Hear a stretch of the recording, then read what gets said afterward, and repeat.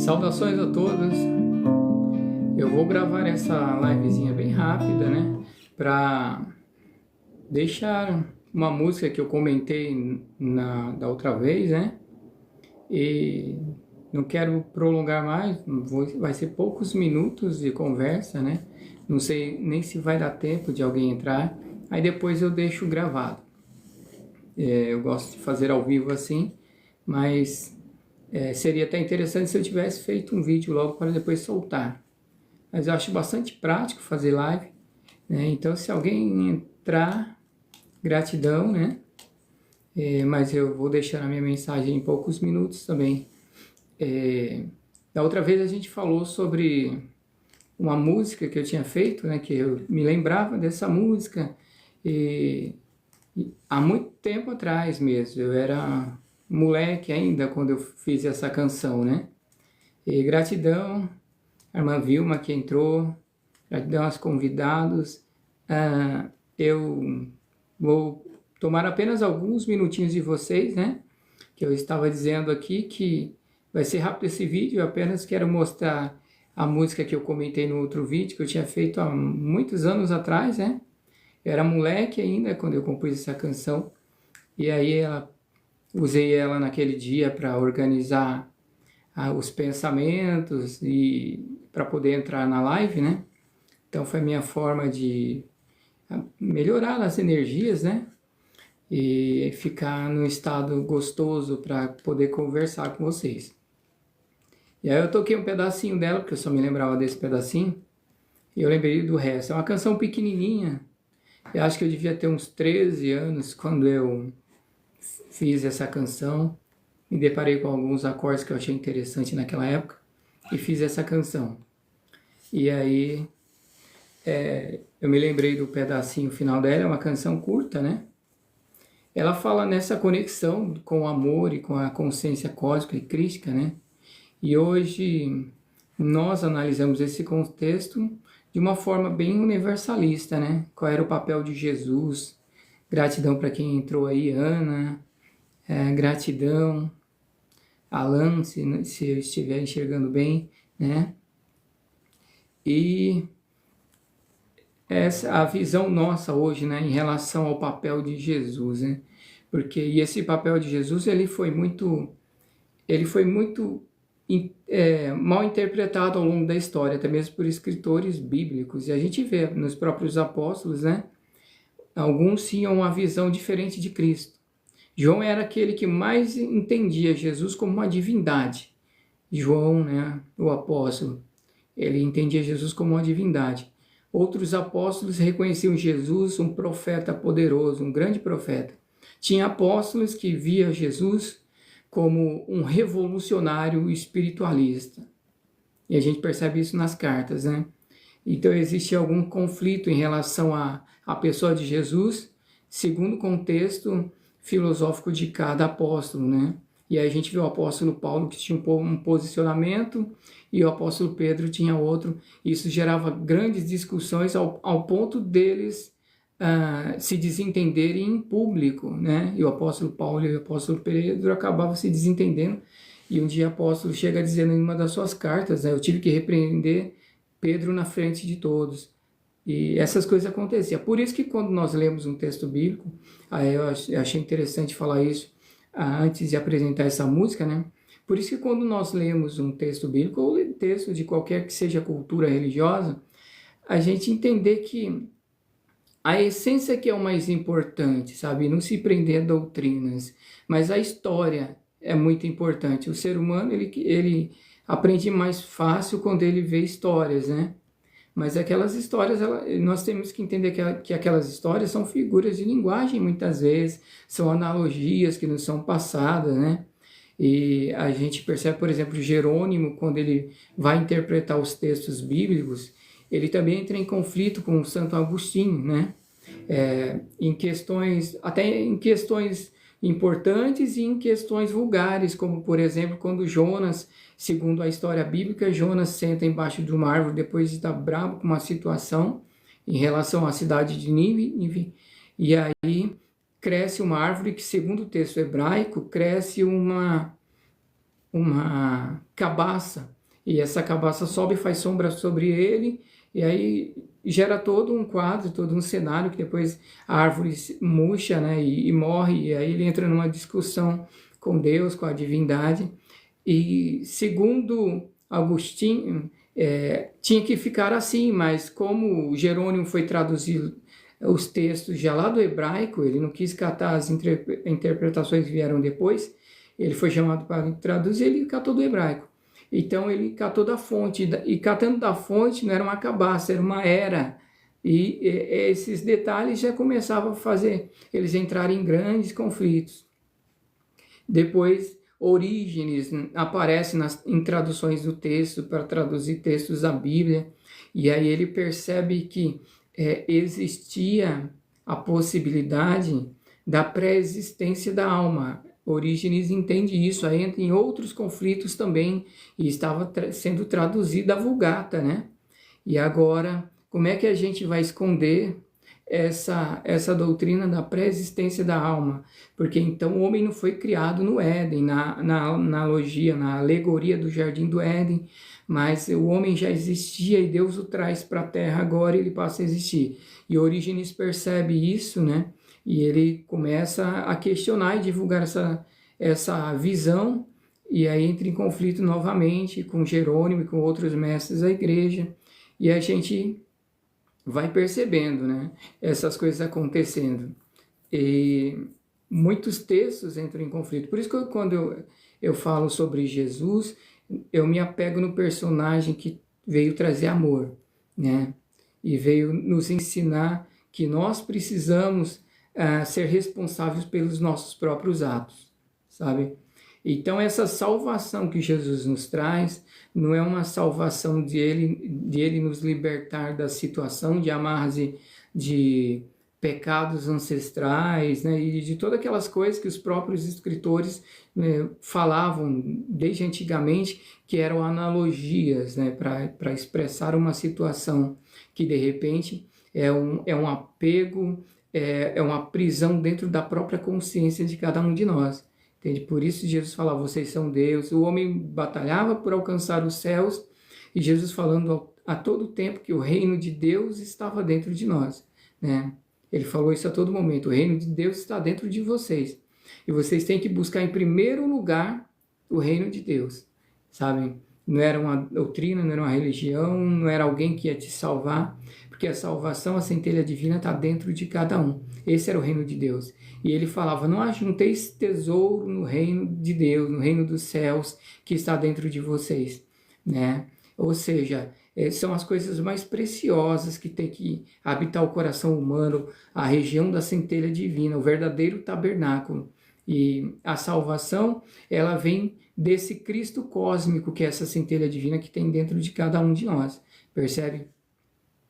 Por isso que eu preciso falar isso antes de mostrar essa composição, que é antiga, né? Eu fiz quando eu ainda era moleque, e acabou abrindo um precedente para falar essas coisas. E eu sempre digo que a minha verdade não é absoluta. Gratidão a todos vocês que estão por aí, tá bom? Vai ser rápido hoje. Deixa eu colocar esses óculos para mim poder agradecer a todo mundo.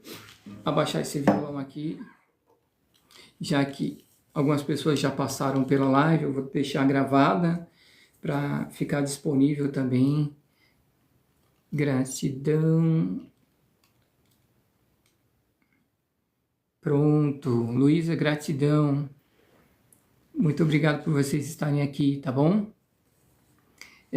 A irmã Vilma também apareceu por aí. Convide Luana Mendes, PSPA. Miralva Pereira, gratidão por participar como convidado. Eu não estou preparado para trazer convidados direto com a gente, né? Porque vai esticar muito a live, mas gratidão por vocês estarem aí. Algumas pessoas eu sei que conheceram o canal hoje, né? Entraram bastante pessoas hoje. E eu estou muito feliz por vocês estarem aí compartilhando comigo, né? Esse momento que vai ser breve, eu não quero tomar muito tempo de vocês. Às vezes eu digo que vai ser breve e a gente fica muito tempo, né? E aí passa 30 minutos, passa 40. A live, a anterior, ela estava prevista para durar bastante tempo mesmo, né? Porque a gente queria conversar bastante com o nosso irmão. E aí eu acho que foi umas 2 horas de live. O de hoje são só alguns minutinhos, onde eu explanei o que eu já esperava explanar mesmo. E eu quero mostrar para vocês a música que eu comentei, né, no vídeo passado, que foi ela que eu usei para reharmonizar as frequências, né, para acalmar a mente e o coração, para poder iniciar a live, né.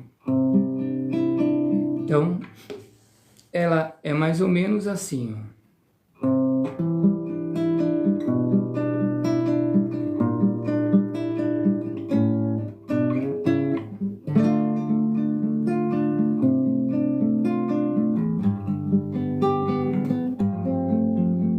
O amor que faz os corações arder e uma luz reacender pra esperança de quem tanto sofreu. O amor não machuca o seu irmão, mas é como uma canção que enobrece todo o ser. Não é preciso sofrer tudo de novo, mas apenas há valor aquele que tanto sofreu. Não é preciso sofrer tudo de novo, mas apenas há valor aquele que tanto sofreu por nós.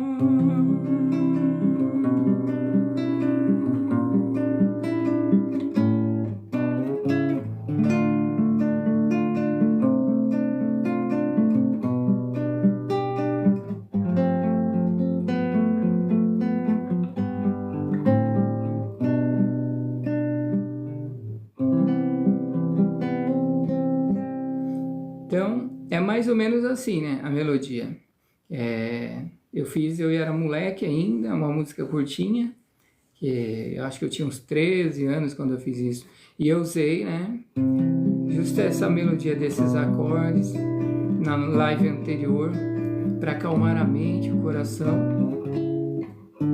e entrar na sintonia, na vibração certa, né, necessária para poder conversar na live anterior.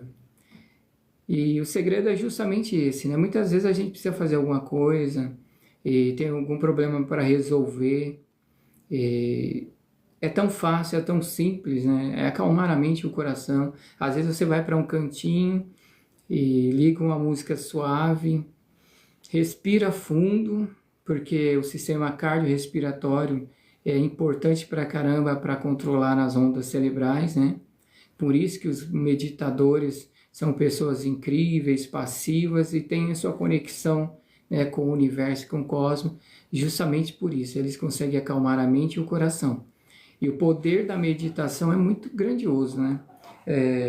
Já estou encerrando, tá bom? O poder da meditação é muito poderoso porque a gente percebe isso até em personagens antigos. Né? Tem até uma história bíblica, para nós que estávamos citando a Bíblia. Tem a história bíblica onde o profeta Elias entra numa caverna assustado, né, fugindo de um rei, de uma rainha até, né, que queria matá-lo. E ele pede para que o universo, para que Deus falasse com ele de alguma forma.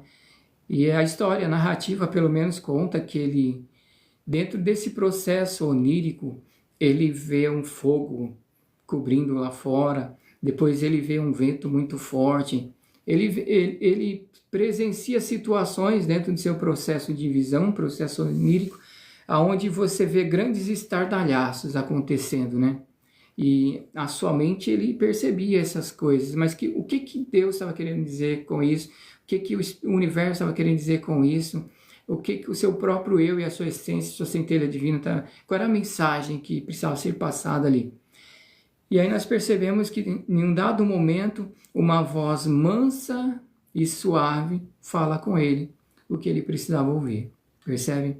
Mas para que você ouça a voz mansa e suave, você não está gritando, você não está berrando, dizendo, Deus, resolva isso, aquilo, sabe? Para você ouvir uma voz mansa e suave, você percebe que Elias, ele se encontrava em processo meditativo, então. Ele já tinha, ele tinha parado os processos de turbulência, onde ele só viu que ele não entendia, voltou para dentro de si, para a mente e para o coração, e então ele ouve aquilo que de repente é dito no silêncio, sabe? No silêncio nós percebemos e ouvimos as coisas mais importantes, porque muitas vezes o silêncio fala, né? E fala profundamente, tá bom? Então, isso era só a mensagem que eu queria trazer hoje para vocês, né? Que eu prometi que eu ia mostrar essa música, né? E que pena que a voz não é bonita o suficiente para mim mostrar do jeito que eu queria, né? Mas já dá para fazer uma ideia, né? Eu sempre toquei, nunca fui de cantar, e hoje eu me arrependo de não ter feito aulas de canto, não é verdade? Que é muito importante também. É treinar a voz, que muitas vezes a gente sabe cantar, mas não tem técnica para sustentar e etc e tal, não é verdade? E a minha vida foi sempre tocando, né? E aí tinha pessoas para cantar, né? E tinha outros músicos para tocar também, então eu não me preocupava com isso. Rosana, gratidão por estar ali. Geóssica, né? Gratidão por ter entrado também. Não entrou, gratidão. E é isso aí. Muito obrigado, né, por vocês estarem aí. E logo mais a gente conversa de novo. Vou postar outros vídeos, tem bastante vídeo aí já na plataforma, né? E tem também trabalhos no YouTube e outras plataformas, mas eu espero me dedicar bastante aqui. Então, para todos que estão aí, tá bom? Um grande abraço para todos vocês. E amanhã é provável que eu vou estar aqui também próximo desse horário, talvez às 20 horas, né? Eu vou entrar também para a gente conversar alguma coisa. E para todos que estão aí, fiquem na luz desse grande amor. Gratidão a todos.